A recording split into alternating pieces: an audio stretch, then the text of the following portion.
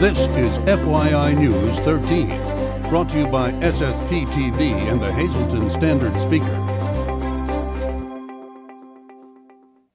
For your information, we have an important construction announcement from PennDOT as the construction season kicks off. Hello everyone, may the 4th be with you. I'm Ken Kara and this is FYI News 13. We have a bit of a different look, but we'll start like always with headlines from FYI News 13 and the Hazleton Standard Speaker. If you frequently travel Route 309 in our area, pay attention because work will soon get underway on a major stretch of that highway. Lisa Sugar has more. Well, construction season officially underway in the state of Pennsylvania, and one major project that will be taking place right in our area involves Route 309 starting at Route 93 in the city of Hazleton. Here to tell us all about it and what you need to know about it is James May, the Regional Press Director for PennDOT. James, things are really starting to kick into full gear. And you know, it seems like just yesterday that we were here talking about the 93 Broad Street project. That is now done. And one of the things that concerns me is that the folks in Hazleton area, whenever they hear about a new project starting, I know in the back of their mind they're beginning to think, oh no, another multi-year project is taking place. What's taking place on 309 is not the same type of project as we did on Broad Street. What's going to take place there is it's a resurfacing project. This is going to take, we're talking in terms of months, not years. So that's the first thing that I want people to understand, is that this is not going to be a really, really long-term project. The other question that comes up sometimes is, why in the world are we doing 309? Of all of the roads out there that need work, 309 doesn't seem all that bad. Essentially within PennDOT, sometimes we try to fix what's broken. Other times we try to take what's not broken and keep it that way. And that's what's happening on 309. It's essentially a resurfacing project, a preventive maintenance type of project, where if we go in now and we essentially just mill off just a couple inches of the roads, if there's places that we need to do base repair, we'll do that. But essentially go in, mill off a little bit of the road and put down a new surface. That will prevent that road from becoming bad in the future, so that we're not back here 5 years from now talking about why is 309 such a mess between here and leaving the city. So it's a preventative maintenance project that we're doing. And what will this involve for people driving in this area, and what areas exactly will be hit by this? Well, the first area that we're doing is between the intersection of 93 and all the way out past the Interstate 80, so just past 80. What's going to take place is in the next week and a half, you'll see some crews down here working on some of the handicap ramps in this area.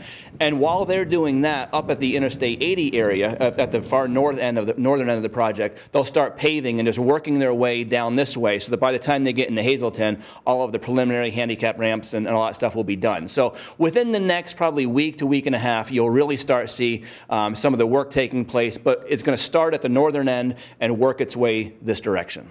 And of course, we just can't emphasize enough people to use caution when they're going through these work zones. Right. These work zones will be controlled. Because it's a relatively quick-moving operation, they don't go through and set up all the Jersey barrier and have it like a work zone like that. It'll normally be controlled by flaggers, and so you need to be really, really careful, especially if you travel that road a lot. And many times you're used to just kind of not paying attention, and you kind of fly through. There will be flaggers out there controlling the traffic. Pretty much anywhere from Hazleton all the way up into Wyoming County, you're going to run into some work being done on State Route 309. Important information from PennDOT. Thank James for being here. Thank you so much. Thank you, Lisa. The project in our area should wrap up in August. Meanwhile, PennDOT reports that northbound traffic on Route 309 between Wilkes-Barre and Mountaintop will remain reduced to one lane for several months. That's to allow crews to shore up a surprise vein of dirt uncovered during rock blasting last year. The work will begin this week to construct a concrete cap to stop erosion. As a result, northbound traffic will remain restricted to one lane with a 35-mile-per-hour speed limit on Route 309 between Wilkes-Barre and Mountaintop. One Pennsylvania lawmaker wants to see the state's minimum wage increase to $15 per hour. State Senator Dalen Leach is circulating a legislative proposal to do just that. The current minimum wage is $7.25. Other states have higher starting wages. Leach introduced a bill last legislative session that would have raised the minimum wage to $12 per hour. That bill was unsuccessful. A former Catholic school in our area will have new life. Last week, the North Schuylkill School District officially purchased the former Cardinal Brennan Junior Senior High School. The purchase price was $825,000. The North Schuylkill School Board voted back in January to purchase the property. While no definitive plans have been announced at that time, the school board said that the building was being considered for additional academic and athletic activities. Cardinal Brennan closed at the end of the 2006-2007 school year due to dwindling enrollment. It's conveniently located next to North Schuylkill Elementary and high schools. The Hazleton Airport was the scene of a very unique launch yesterday. In an effort to make science fun, a local physician assistant hosted the launch to inspire his own sons, ages 4 and 6, and other children as well. Phil Benio Jr. is a physician assistant who is seen here on SSPTV along with his father, Dr. Philip Benio, on It's Your Health. On Sunday, before a very nice crowd, he launched his very own weather balloon. Today we launched a weather balloon with a goal of taking a payload to about 100,000 feet. Our goal is to take pictures of the curvature of the Earth as well as some video.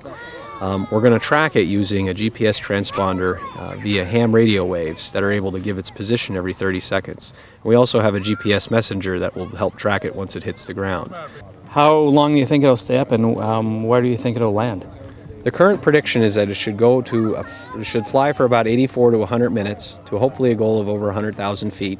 And bust, and then it will fall safely with a parachute, about a 40-minute fall down outside of Nazareth, PA.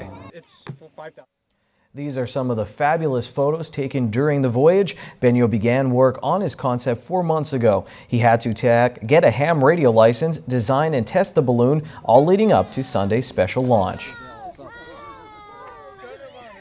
The Federal Aviation Agency, the FAA, must be notified before such a launch can be made, and the balloons must meet the requirements set forth by the agency.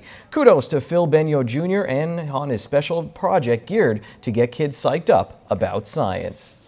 The City of Hazleton will host a Senior Citizens Forum this Wednesday. Mayor Joe Yanuzzi, along with the Area Agency on Aging and the City Department heads, will host the event Wednesday from 11 a.m. until 1 p.m. at the Greater Hazleton Senior Citizen Services Center on Broad Street in Hazleton. Information will be provided on the resources available to seniors. Seniors will also have the opportunity to provide input and ask questions. Lunch will be served around noon. Seniors wishing to reserve a free lunch can call 570-459-1441. Well, coming up later on FYI, I'll let you know about some big games coming up in our area for our local sports teams. And we'll also have your local weather forecast when we come back. Plus, we'll visit Core Fitness.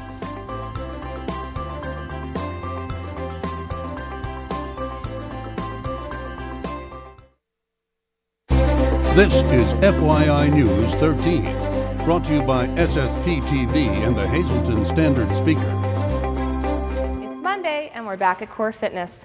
Today our topic is outdoor activities. Once again, the sun is out and we're blessed in Pennsylvania to have beautiful landscape to enjoy some outdoor activities that could be for fun with your family or could actually be your workout for the day.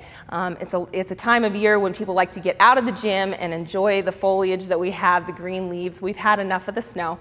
So I just want to give you some safety tips on the outdoor activities that you might be doing, whether it be biking, running, swimming, whatever it may be. First and foremost, don't forget your sunscreen. When you go outside, you want to apply your sunscreen at least 15 minutes before you go outside so that it has time to activate. You also want to check all of your equipment. If you're going biking, you want to check the pressure in your tires. Make sure that you have an all-in-one tool in case you should get a flat, anything like that. You want to bring your water bottles with you full. Stay hydrated. You always want to warm up before any sort of physical activity. So if you're taking a bike down the gorge or just a jog around your neighborhood, start walking, stretch it out, warm up your muscles. Thirdly, I want to encourage you to take a buddy with you. Somebody should always know where you are. Even if you don't have somebody to go with you, call your friend, call your mom, call your dad, say, hey, I'm going to Rails to Trails. I don't have anybody to go with me today, but that's where I'm going to be. Okay? Most importantly, we're going to take those breaks when we need them. Listen to your body. Okay? You know what feels good, what doesn't feel good. You want to stretch if you need it. Take your breaks, take your time, and just enjoy what we have to offer here in Pennsylvania. Enjoy the outdoors, and we'll see you next Monday. Time now for FYI News 13 weather. music is catchy. I didn't want to read right now, but I think it's safe to say spring is here, PA, and it looks like it's here to stay. Let's check out our local forecast from the National Weather Service. Now, there is a red flag warning in effect in our area until 7 p.m. tonight, and that means a combination of strong winds, low relative humidity, and warm temperatures create explosive fire growth potential, so be careful. Tonight, there is a slight chance of showers. That's after 3 a.m. It'll be a partly cloudy night with a low around 58 degrees. To our extended forecast, 50% chance of showers and thunderstorms on Tuesday. Our high will be 76 degrees. Tuesday night, 40% chance of showers and thunderstorms, low of 53. Wednesday will be a slight chance of showers before 11 a.m. It'll be a partly sunny day with a high near 71 degrees. Wednesday night, partly cloudy with a low around 50. Thursday is sunny with a high near 74. Thursday night, partly cloudy with a low around 51. Friday is mostly sunny as we get up near 80 degrees. Looks like a good Friday. And then Friday night, partly cloudy with a low around 55. This weather is brought to you by Boyer Insurance Agency with 2 locations to serve you. One of them is on Sugarloaf Avenue in Cunningham, and the other one is in Nescapec on Broad Street. You can reach them at the 2 phone numbers listed up on your screen. This week's Greater Hazleton Chamber of Commerce Mixer will give members a chance to check out Friedman Electric's renovated showroom. The mixer is this Wednesday from 5 p.m. to 7 p.m. at Friedman Electric on East Broad Street in downtown Hazleton. Along with checking out what Friedman has to offer, there's complimentary hors d'oeuvres, beer, and wine. Chamber members can register by emailing Julie Ferry at the Chamber, or you can call 570-455-1509. Well, if you can't make it to the mixer, Janine Mazurkevich will give you a peek at what Friedman Electric is all about right now, but you have to provide your own food and beverages. At Friedman Electric in the showroom, we're back with Lisa Connect to tell you about some other items aside from lighting that you can purchase right here in Hazleton. Lisa, thanks for having us. Thanks for being here. All right, security. Everyone's concerned about security and keeping their home and their family safe. You actually offer some items. We do, in addition to security lighting, which is the easiest way to secure your home, we also have camera systems. Okay. They can be as simple as a simple wireless system where they're actually a package deal. You get 4 of these little cameras. They talk wirelessly to the DVR. It's a pretty simple setup. You do have to power the cameras to more complicated custom systems, custom wired systems. And we will sit down with you and we'll talk to you about, and actually visit the site if needed, and talk to you about, what would be the best system for seeing everything that you want to see on your cameras.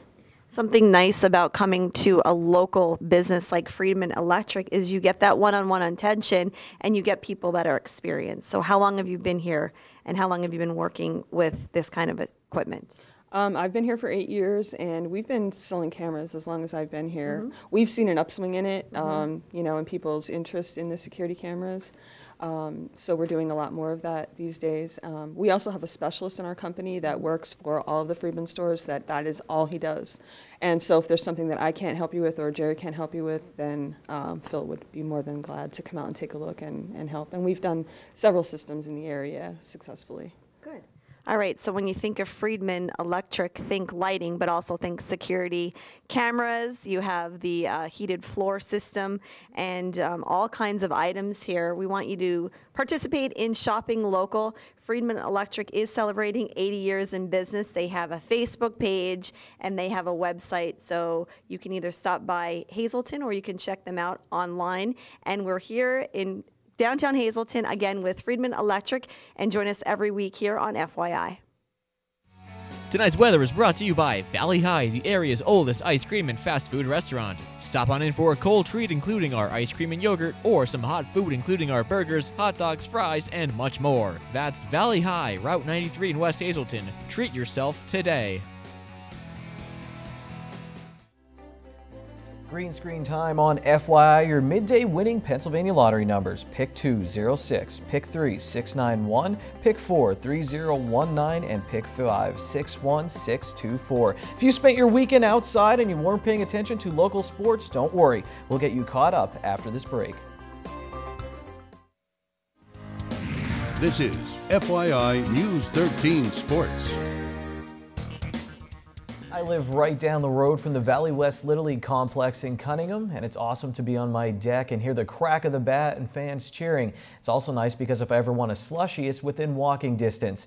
Those sounds are filling the air all over our area as most Little Leagues have started to play ball. Tri-County Little League held their opening day this past Saturday at Veterans Memorial Field in McAdoo. It was an exciting day. Morgan Fallon sang the national anthem, and Aubrielle Marsicano threw out the first pitch. We had Aubrielle on FYI. She was a little girl who survived a life-threatening illness, and the community rallied behind her and her family. The D'Angelo family also made a check presentation to the league. There was also a moment of silence for Joseph Cripp, a local veteran who recently passed away. It was a great day in the dew, and oh yeah, they also played baseball. Before we get to our FYI standard speakers, scores, standings, and stats, we want to tell you that is brought to you by Sand Springs, where they have the best deal around, period. Seniors golf and have lunch for $29.99. You can call the Pro Shop for tee times, 570-788-5845, extension 1. All right, speaking of baseball, here's what we're looking at locally this week. The Marion Colts are looking to end their regular season in the conference undefeated. They have a big-time showdown today at home in a crossover game against Schuylkill League Division II leader Schuylkill Haven, and on Wednesday they go to Shenandoah Valley.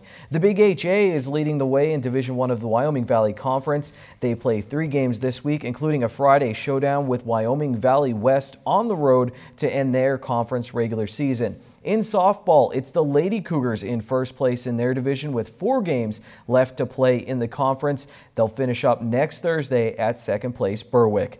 The Marion Phillies host Schuylkill Haven today and then play at Shenandoah Valley as they try to wrap up a division title in the Schuylkill League. Penn State Schuylkill and Penn State Hazleton both earned spots in the National United States Collegiate Athletic Association playoffs. Both teams will play next Monday. The Wilkes-Barre Scranton Penguins start their Eastern Conference best of 7 semifinal series against Manchester on Wednesday. Games 1 and 2 are on the road, and those will take place at 7 p.m. Wednesday and Thursday. And then playoff hockey comes back to Wilkes-Barre on Saturday at 7:05 p.m. The Iron Pigs lost on Friday, Saturday, and Sunday. Russ Kanzler played Friday and Saturday and went a combined 2 for 7. This scores for Sunday. He also had a walk. He's hitting .321 for the season. The Rail Riders had a better weekend, winning 2 of 3, including a 6-5 win over Charlotte on Sunday.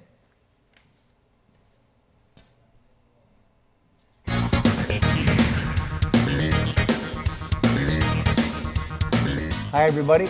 On this first Monday in May, this is Trivia Treats. Who was the starting guard on Hazleton High's basketball team in 1957 and 1958 besides Fran Minotti? Now, if you're under 70 years of age, you probably won't even have a clue. But if you are in your 70s and graduated from HHS, you just might remember. He was better known as Fee. Lou Fiola was a popular president of his 1958 senior class. Easygoing as could be, smart, good-looking, and a pretty darn good basketball player. He passed away where he lived most of his life in Wellingsburg, New Jersey. Lou Fiola was 74. Condolence to his family and friends.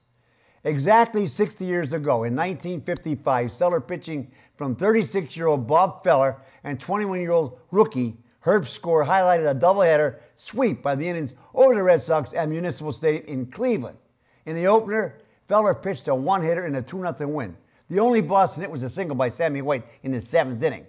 It was Feller's 12th career one-hitter to go along with 3 no-hitters. In the second game, Score struck out 16 batters during a 2-1 victory. It was Score's 4th big league appearance. He will lead the American League in strikeouts in both 1955 and 1956 while posting a record of 36-19, an ERA of 2.68. But on this day, in 1957, Score was struck in the face by a batted ball off the bat of Gil McDougall of the Yankees, which caused severe eye damage. Herb Score was never the same and would win only 17 more games in his much shortened career after his injury. Now it's trivia time again for our viewers. Question: who held the record for most consecutive games played in Major League Baseball before it was broken by Lou Gehrig and Cal Ripken Jr.? Now that's a toughie, and I don't see many hands raised.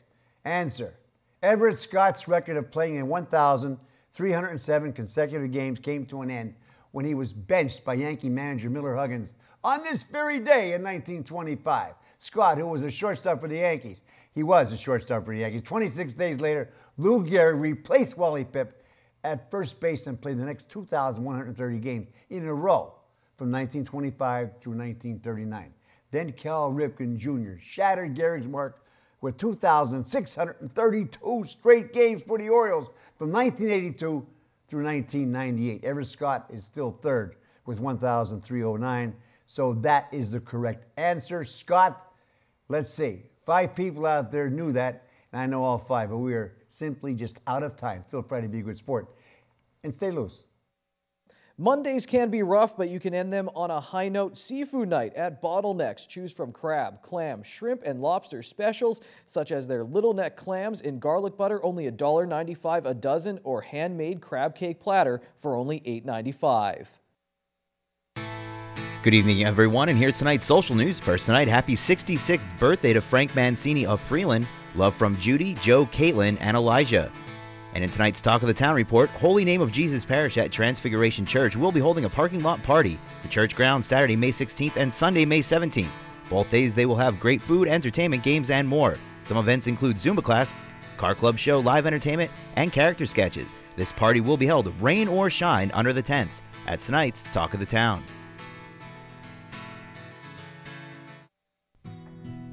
News 13 would like to send sincere condolences to the family and friends of these recently departed. Bertha Hugholt of Whitehaven. Memorial is Tuesday at 11 a.m. in the Freeland Presbyterian Church.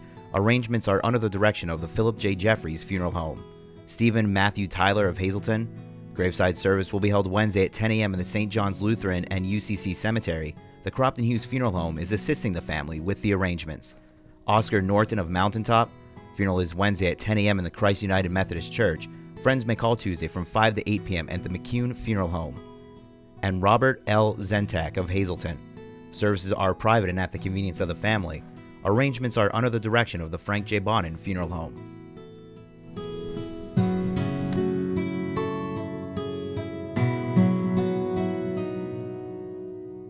Attention pay-per-view subscribers, if you see your name right now on News 13, you'll have 13 minutes to call in and win a free movie from Service Electric Cablevision.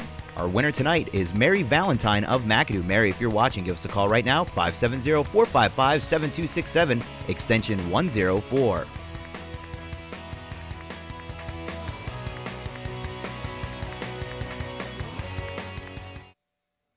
Before we sign off, happy birthday from one Kenny to another. Happy birthday, Kenny Sugar, Lisa's awesome husband. Well, for more information, go online, standardspeaker.com and facebook.com/FYI News 13. We'll see you tomorrow. Take it easy, everyone.